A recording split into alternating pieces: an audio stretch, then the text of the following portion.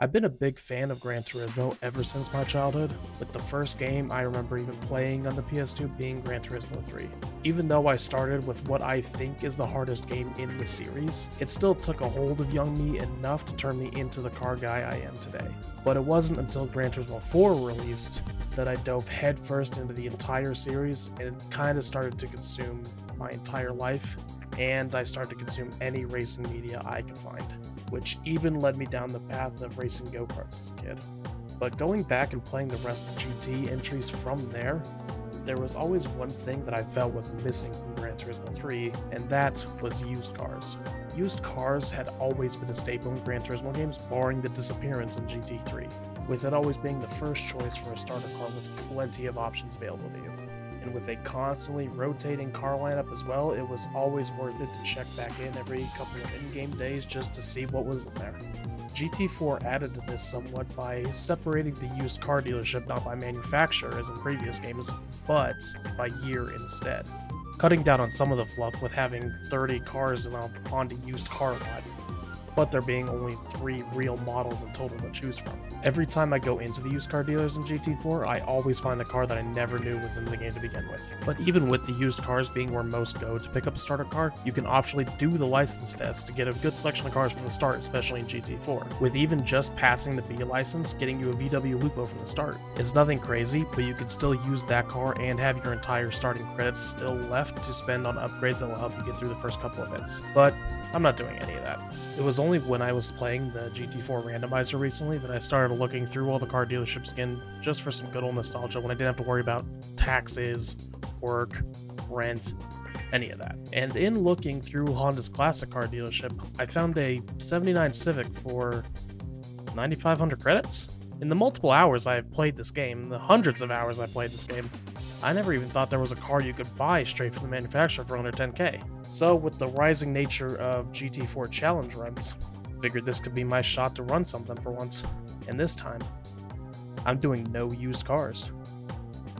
For me to beat this challenge, I cannot buy cars from any of the used dealerships. I only have the 10k that I start with to buy my first car, so I can't beat the license test, use those cars, or sell them for money.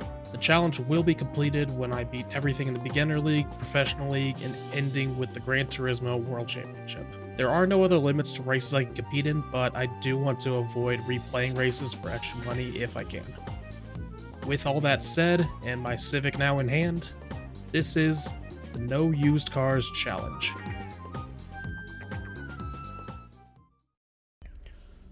I ended up starting with the Sunday Cup, just to get a feel for the car, but I think you guys need a bit of an explanation with the recording scenario. Through about half of this recording, I ended up in a call with a bunch of friends, and the conversations end up with 0 rails. I would say that they went off the rails, but let's just be honest, there were no rails to begin with. So Crazy Gamer's already on a binge about a bunch of old Billy Mays YTPs. Now it's time for the Orange Glow Haiku. Nope, no fucking haiku. The commercial's over. Orange Glow is the shit. The narrator is an asshole. He sucks lots of dicks. Fuck you, Billy. Yeah, I'm sorry. No, I mean, it'd be nice if you could, stop sucking so many dicks. That's it. I'm leaving.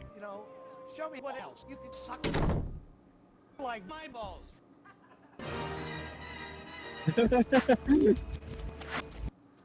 The preceding was an orange. Dude. Bro, that was amazing. God.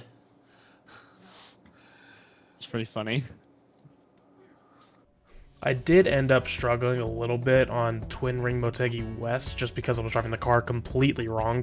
I was driving this like a heavy GT car when I needed to be driving it to its strengths, being that it weighs as much as a post-COVID Baconator, and the fact that you could drive harder into the corner and coast through most of it just from weight distribution alone. Saints Row. Literal definition of mid.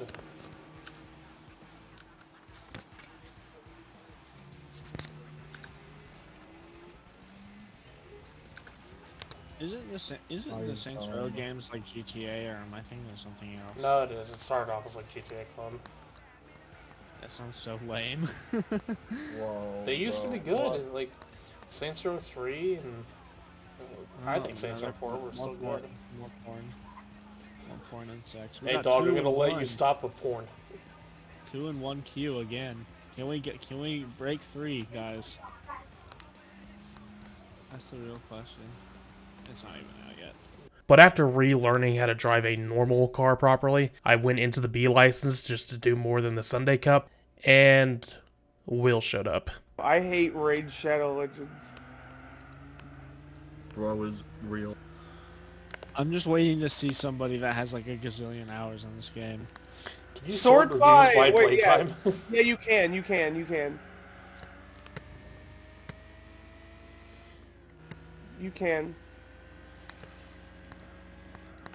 Funny? What do you mean funny? The only reason it exists on Steam is so you can give it a bad review.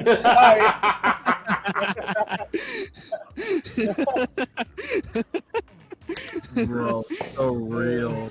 To change the name, raid your wallet. Yo, Sam, this is off topic, but I want you to guess the most amount of hours on my friends list of someone playing Distance. Like, of all the people I have added that play Distance, guess what you think the highest hours is? 3,000. The highest is Tribo with 5,200. Oh my I god. literally said 5,000. How do I sort by hours played? I thought you could. There should be a I way. also thought you could. Wait, did you see that guy said they spend more money on YouTubers than the game? What is that? Ray. Bro, that's great. Oh, is it I just downloaded one? the game to plant this review. I'm gonna head out because I have to go to night and Yo, have I'll go to- night-night. Can I go night-night? Alright, well, gotta catch you go. later, Lenny. We got go night-night. Sid Meier's Alpha Centauri. Bro didn't let me finish. I had to. Again, I have to. Chuck E. go to a Cheese funeral now. tomorrow, so I never let guys finish, bro. I have to go to a Damn funeral greedy. tomorrow, 'cause I have to get up early. Okay. Okay, good night. I'll see you in 3 hours when you pop back in. See what? See what? Go to sleep! bed. See what? Go to sleep! Dude, you guys are so mean to him for no reason. No, we're not. No, there is a reason. So, instead of telling you the actual reason, let's just smash cut to Will being off his meds for the second time today. Alright, Those are your options. those are your literal options. I don't know what Play else to roller tell you. coaster me now. Play roller No. coaster me now. No. Yes. Yes. Hey, guess what, buddy? Doc, are you gonna watch me play? I'm still kind of like doing, I'm like half paying attention. I'm kind of like doing my own thing at the same time. You wanna pick what character I play? You're a What options do we got? Like, I'm still recording, by the way. What are you recording? I'm doing a GT4 thing. We'll cut this Where- out. Okay, I'll cut it out. mean, Yeah, it's not no, hard, bro. I'll leave it all in. I'll just Bro, bleep. editing exists, bro. Yeah, I'll just bleep it, and then everyone will just never know what it means. Yeah, they'll never It'll know what be- I said. It'll be Yeah, funny it'll- forever. You wanna Yeah, throw you- some more in there while you're at it, or? Yeah, in fact, you should for that part where I said what I just said. That way they can just interpret. No, that I'll just parking meter and you're banned from that there and You could bleep this sentence right here of me saying you're a.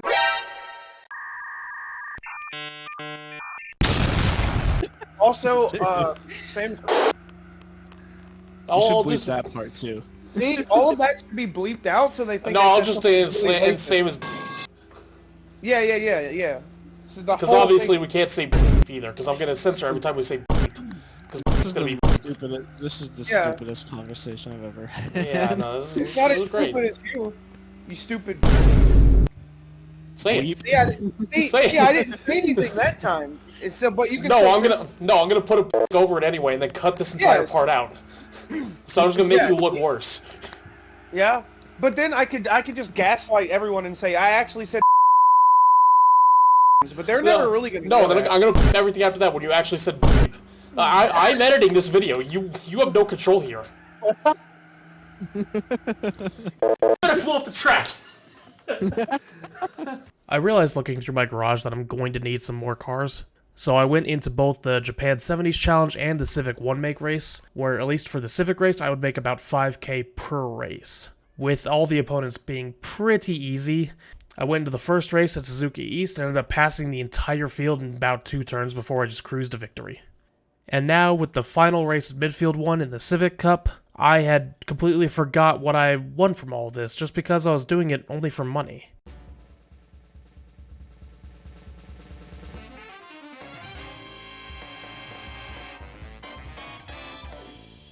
This Motul Civic ended up being the biggest game changer in this run, mostly because I forgot it existed in the first place, but I took that straight into Clubman Cup where it just kicked the crap out of any competition that thought I was winning. None of the prize cars I'd even gotten at this point were better than this Civic, so I just decided to see how far I could take it. I went into the NA Sports Cup, and saw I was now up against some pretty serious competition with TVRs, Zondas, NSXs, but none of it mattered. This little Civic could destroy worlds at this point.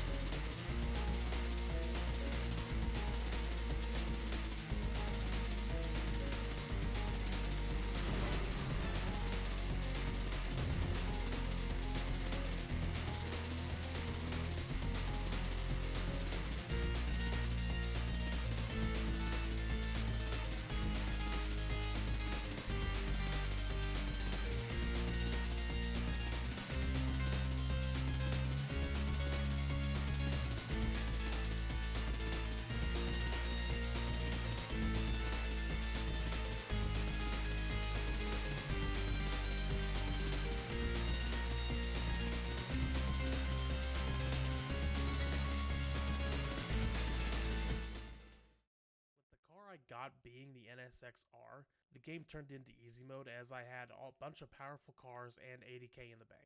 But before any of that, I still needed more licenses. So I just went through both the A and the International B licenses, as I wasn't going to be able to use any of the cars anyway, and just bronzes were going to do. With most of my licenses out of the way, I decided to squeeze this Civic for all it was worth and went to the Japan Compact Cup, where it won pretty handily against all these peasant cars and their non-racing heritage. Then they took that statement and made me eat my own words by giving me a Honda Lifestep van, which I thought I had no purpose for.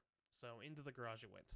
Feeling cocky and high off my own fumes, I went to the main Japan Championship to try and bring more glory to this little Civic of mine, and then I kind of ran to the main issue: tire wear.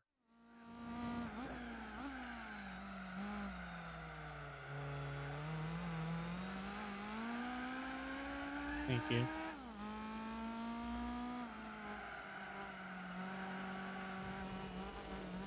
Uh-oh. That's a little bit of ground I'm gonna have to make up. I'm honestly a little bit worried. Oh my god. My mom just brought me slice and baked cookies. Nice. Got 2 of them. They're really hot. I gotta let them cool down for a second.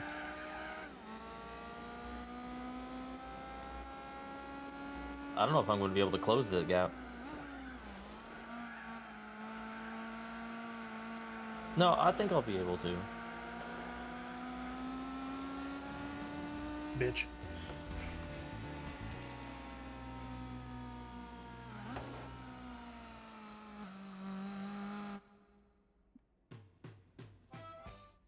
Got it. Nice. Oh, you're tied for points. Yeah. I had been running this car on sports soft tires the entire time and driving the absolute piss out of the car to take advantage of the lightweight and exit speed, but that kind of falls apart when you need to worry about tire wear. The 10-lap Tsukuba race is what finally did me in, as this NSX just had a lot better base grip than my 87 shitbox with a racing wrap on it. Try as I might, I would either burn the tires off the car or was too slow on mediums to do anything. But, so you could play at that game. You want an NSX? I'll show you an NSX.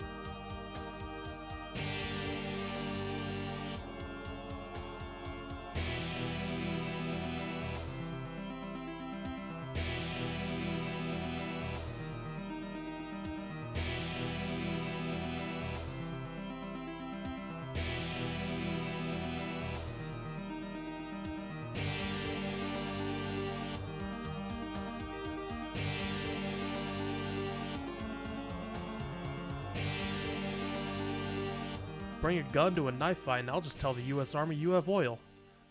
No, okay, well, that might have been a bit too much. But, now that I'm thinking about it, let's talk about what the end goal is. I never went into this challenge with a specific car in mind for the GT World Championship, and I definitely know I did not want to do the endurance race for the Minolta Toyota because that's kind of cheating and that's always my endgame car. So next I thought of the DTM Championship for the CLK GTR. 788 horsepower, old Le Mans competitor, fit the bill well, but I still needed a DTM car to even get into in the first place. And I still had a couple of options there. I could go buy any of the touring cars at the dealership, like the A4 touring car, the TT touring car, but I only had about 160k at this point and I didn't want to farm for money. Could get an Italian car and win the Italian festival races for the Alpha 155 touring car? Maybe. I don't have any Italian in my blood though, so that doesn't make sense. But I did have one other idea, and it would let me experience something that I hadn't even thought was hard until just recently. The Speedster Trophy.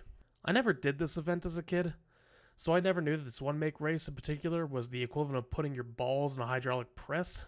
Everything I had heard about these races were that they were stupid difficult and you needed a completely maxed out car to even stand a chance. Even then, all these races would be at least 200 points. These cars that the AI were driving were beyond the limit of what you could achieve yourself, and they were still not going to make it easy regardless. But doing all this would net you a Calibra touring car, which can break progression if you get an Opel Speedster early in the game, but no one ever does that to begin with, so kind of redundant point in my opinion. But I decided this would be a good idea to try this for myself. I had bought a Speedster Turbo, threw every upgrade I could on there, barring some tires, which I needed a little bit more money for. So I ended up doing a quick shakedown run in the Spider and Roadster Cup just to see what I had created, and yeah, this thing is kinda nuts.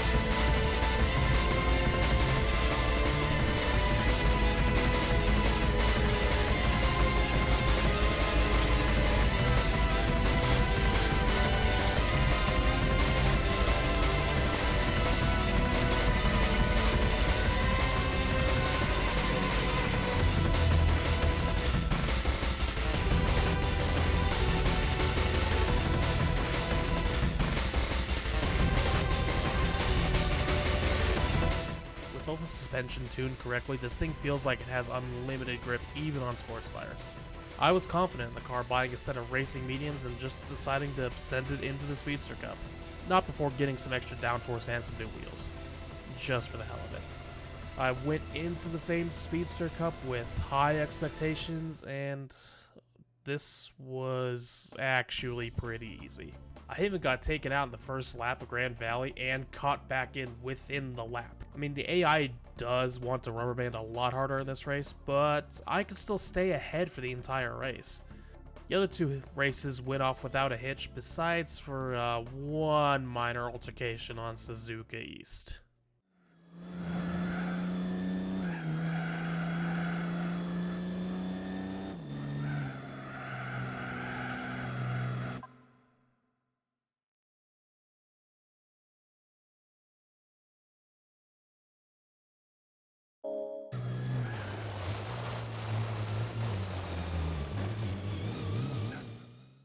But one retry later, and the Calibra was ours.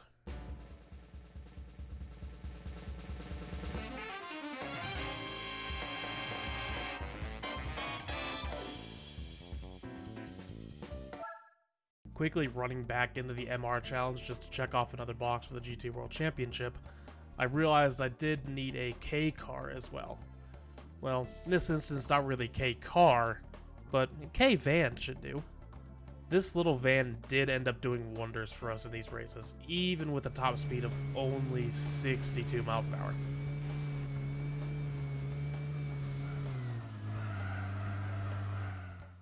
Thing couldn't even go down I-25 without blocking traffic. The top speed did eventually become a slight problem, but throwing a new transmission in it and the rest of these races were a piece of cake. With the good old wagon doing its part for now, it was time for the Calibra to stretch its legs, taking it into the 4-wheel drive cup just to decimate the competition entirely. Nothing even to talk about there. Now I was just running through the list of races I still needed to complete in order to get to the GT World Championship, and the World's Classic Series was next on the list, with the Skyline I got from the 70s Japan Cup coming in super clutch here. Or the fact that I didn't get the Buick Special or the Cobra in the race, but we're just gonna ignore that. Breezing through all of these and one of the bigger hurdles out of the way, I now needed to become one with my American self and own a pickup truck. Yada yada yada, bought a Lightning, nothing interesting, move on. FR Challenge? Z race car for the Japan Championship, next question. Boxer event? Just bought a Blob I STI. Next. Tried to do the Tuner Car Cup in my beloved little Civic, but the muscle memory had lost me and I was just burning up these tires way too quickly. So, second shakedown for the Calibra it was. And just knock out the Turbo Cup as well. What else do I need? Oh, more licenses. Wonderful. 1 second.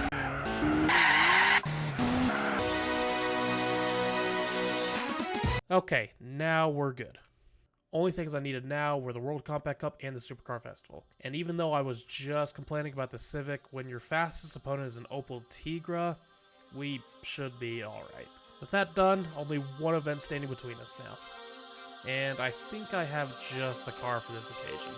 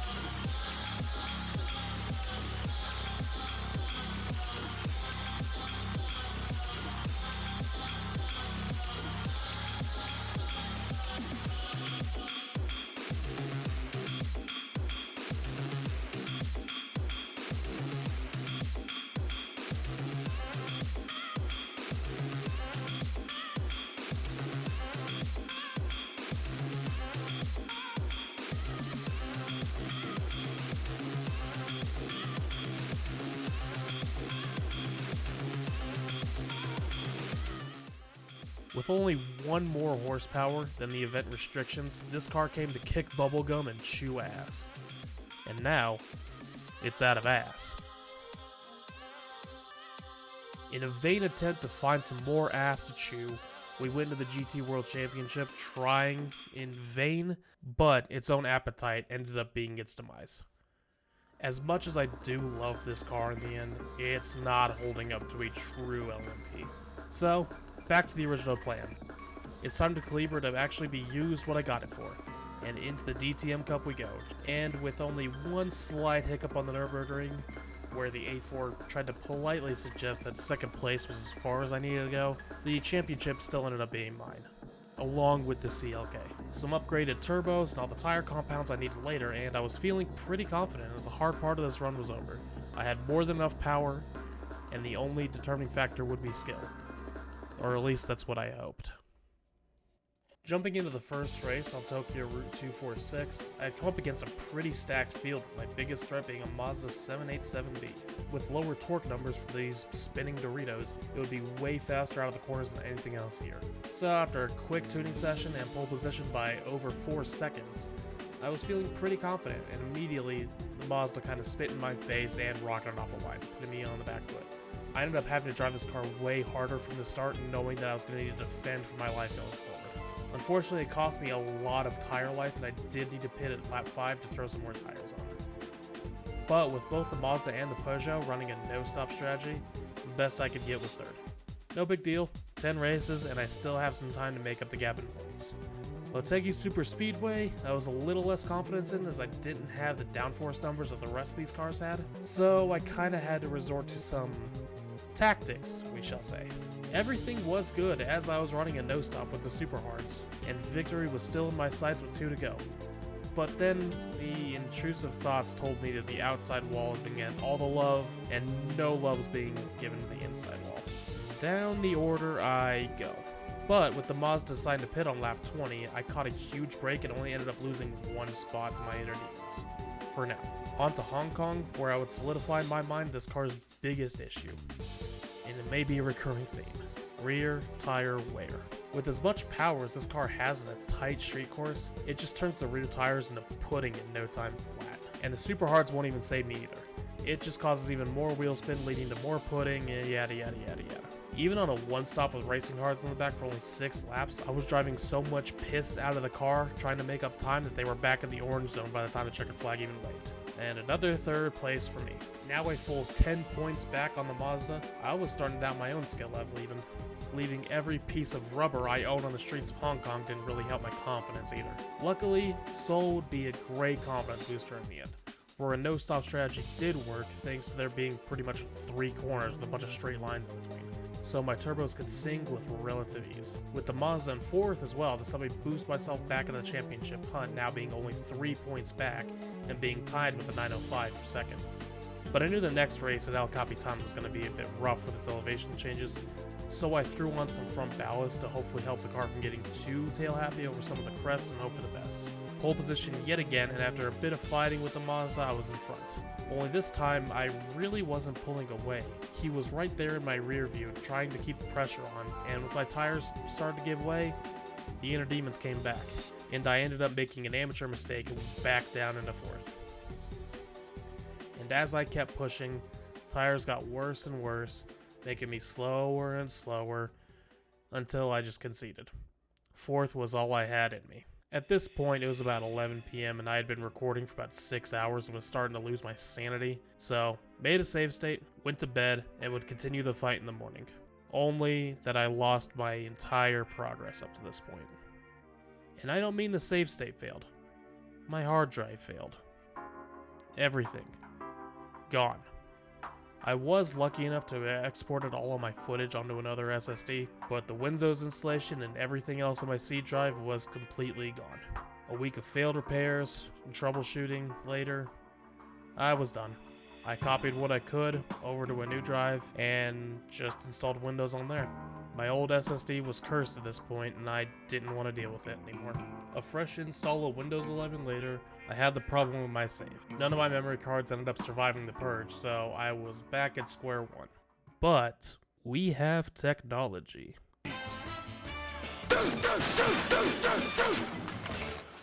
I cheated.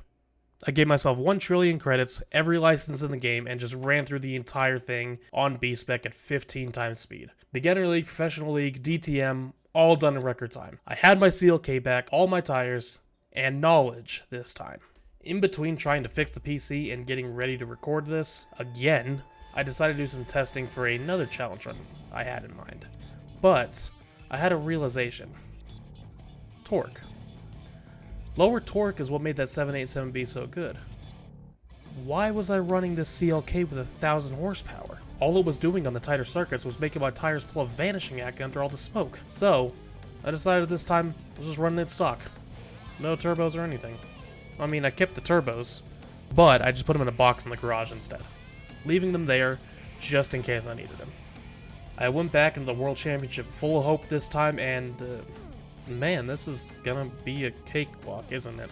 So much for competition. But still, this Toyota GT1 will be nothing to scoff at. Because now I traded raw power for tire life, so I would still need to be on my toes with how much power this car had. I would still end up underestimating it even with pole position, as it stayed on my tail as I played tire management. But with the Toyota doing the same no stop, it got the best of me a few times, but I would still claw it back and end up with the victory. Well, taking up next, I ended up putting the turbos back on just for power, as I know I could pull a no-stop strategy here anyway with, you know, more tactics. No real hiccups, and we just run away with it and start building a lead. Hong Kong would be the first true test of this strategy, and before pulling out a 16-second lead before the pit stop. Yeah, there wasn't a way I was doing a no-stop here with 18 laps. But with everyone else pitting, a win was guaranteed. The gap growing even more, and with my biggest hurdles out of the way, I knew there was nothing that stood in my path, as I went on to win race after race after race, wrapping the championship up at Grand Valley in a spin-and-win fashion to boot. And with Lasarth being just a victory lap, I did it. Gran Turismo 4 without a used car. Although the back half of this challenge felt like it kind of ended in a procession, this has probably been some of the most fun I've had replaying this game, especially the early game, and minus the dead hard drive near the end. I never think the full nostalgia of this game will be back, but I think it really shines in the true versatility and content that this game provides, and it will not be matched in today's gaming climate, or so I think. Who knows, maybe I could do this challenge again and pick the Mirage for the hard mode variant. I have some other ideas for challenges as well that I haven't seen. Hell, I might even start streaming some of these challenges here on YouTube as well. That's something you guys are interested in, at least. But that's where I'll leave it for today. Let me know if you guys have any more ideas for any out-of-the-box challenges, or if you guys want to see some streams in the future. But thank you for watching.